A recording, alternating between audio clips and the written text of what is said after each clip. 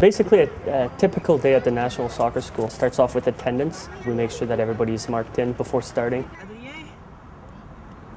Then, of course, like any serious sport, there's a need to do a proper warm-up, which means warming up the muscles and then stretching. And this is something that we definitely do not take for granted, and I think it should be implemented at as early as 6 years old.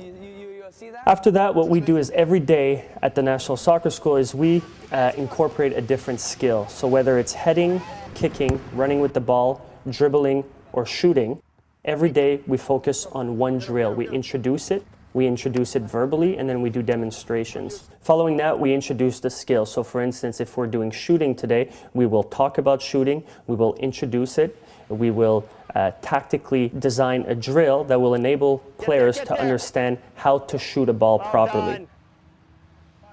They will practice, and after that, we will test them to give them feedback on whether or not they're doing it right, or if they're not doing it right, what can they do to do it better. Keep going. Ball's in the air. That's it, attaboy. Following that, we usually have a water break. Following that, we will have lunchtime. They need to replenish on the food and on the energy that they've lost.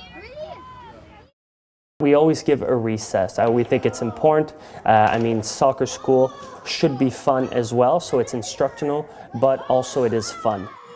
So these are things that we take very seriously. After lunch break, what we do is, having introduced the skill, what we like to do is put them more in game situations where they will actually be within the context of a game and have to use that skill. For instance, if the theme of the day was passing, well, during these game situations, what we will do is, instead of counting points in terms of how many goals a team has compared to another team, we will say, for instance, if you could string 5-6 passes together, well, that counts for a goal. So what we try to do is use the skill that we've introduced that day and implement it in a game situation. And then we usually finish it off with a nice open field game.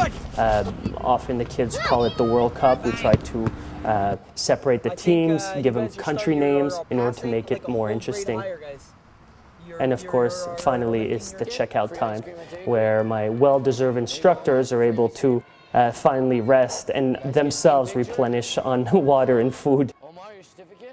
One of the things that we value at the soccer school is for the kids to actually have fun. We provide an instructional environment, but we also want them to have a good time.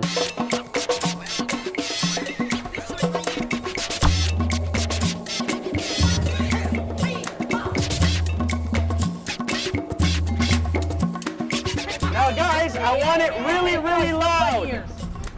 Okay, really, really, really loud.